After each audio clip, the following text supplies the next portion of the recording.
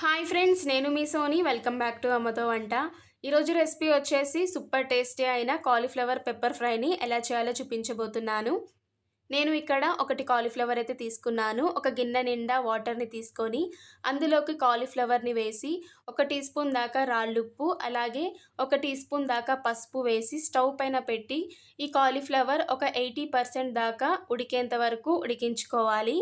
So నాకు ఇక్కడ 80% దాకా కాలీఫ్లవర్ అయితే బాయిల్ అయిపోయాయండి. ఇవి నేను తీసేస్తున్నాను. ఇప్పుడు స్టవ్ పైన ప్యాన్ పెట్టి ఇందులోకి ఒక 2 టేబుల్ స్పూన్స్ దాకా ఆయిల్ని వేసి ఆయిల్ హీట్ అయిన తర్వాత 1 టీ స్పూన్ దాకా జీలకర్రను వేసి ఇది కాస్త వేయించుకోవాలి.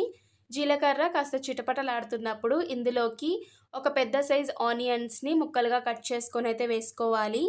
ఈ ఆనియన్స్ని కూడా ఒకసారి బాగా కలిపేసుకొని ఇంకా మూత పెట్టి ఆయిల్లో బాగా ఫ్రై అయ్యి మెత్తబడేంత వరకు అయితే వేయించుకోవాలి.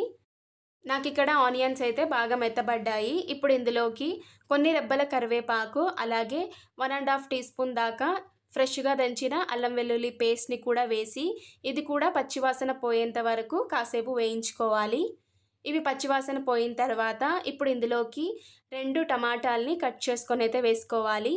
టమాటా వేసిన తర్వాత ఒకసారి బాగా కలిపేసుకొని మూత పెట్టి ఈ టమాటా కూడా బాగా వేయించుకోవాలి మెత్తబడేంత వరకు. ఒక 2 మినిట్స్ తర్వాత చూపిస్తున్నాను. నాకు ఇక్కడ టొమాటోస్ అయితే బాగా మెత్తబడిపోయాయి. ఇప్పుడు ఒకసారి మొత్తం బాగా కలిపేసుకొని ఇప్పుడు ఇందులోకి మీకు టేస్ట్‌కి సరిపడా సాల్ట్ అయితే వేసుకోవాలి. అలాగే 1/2 టీ స్పూన్ దాకా పసుపు, టేస్ట్‌కి సరిపడా కారం వేసుకొని మనం బాయిల్ చేసి పెట్టుకున్న కాలీఫ్లవర్‌ని కూడా ఇందులోకి వేసుకొని ఇవన్నీ కాలీఫ్లవర్‌కి బాగా పట్టేలాగా అయితే కలుపుకోవాలి. ఇలాగ మొత్తం బాగా కలిపేసుకున్న తర్వాత ఇంకా మూత పెట్టి కాలీఫ్లవర్‌ని అయితే ఆయిల్‌లో బాగా కుక్ అవ్వనివ్వాలి. నేనిక్కడ మూత తీసిన తర్వాత చూపిస్తున్నాను. నాకైతే కాలీఫ్లవర్ ఆయిల్‌లో అయితే బాగా కుక్ అయిపోయింది. ఇప్పుడు ఒకసారి అంతా బాగా కలిపేసుకున్న తర్వాత ఇందులోకి 1½ టీ స్పూన్ దాకా ధనియాల పొడి, అలాగే 1 టీ స్పూన్ దాకా మిరియాల పౌడర్ అయితే వేసుకోవాలి. ఇప్పుడు మంటను మీడియం లేదా సిమ్‌లోకి టర్న్ చేసుకొని నిదానంగా కలుపుకుంటూ కాసేపు వేయించుకోవాలి. ఎందుకంటే మనం వేసిన మిరియాల పౌడర్, అలాగే ధనియాల పౌడర్ కాలీఫ్లవర్ ముక్కకు పట్టి ఆ ఫ్లేవర్ అయితే రావాలి.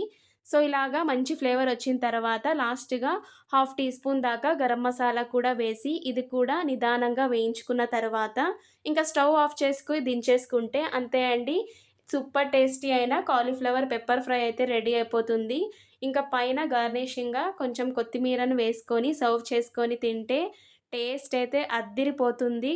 ఈ కాలీఫ్లవర్ పెప్పర్ ఫ్రై మీకు సాంబార్‌లోకి, రసంలోకి సైడ్ డిష్‌గా చాలా బావుంటుంది. అలాగే చపాతీలోకి, పుల్కాలోకి కూడా టేస్ట్ అయితే అద్దిరిపోతుంది. ఒక్కసారి ట్రై చేసి చూడండి. మీకైతే చాలా బాగా నచ్చుతుంది. ట్రై చేస్తే ఎలా ఉందో కామెంట్ సెక్షన్‌లో కామెంట్ చేయండి. వీడియో నచ్చితే వీడియోని లైక్ చేయండి, షేర్ చేయండి, ఛానల్‌ని సబ్స్క్రైబ్ చేయండి. ఇలాగే మంచి మంచి వీడియోస్‌తో మీ ముందుకొస్తాను.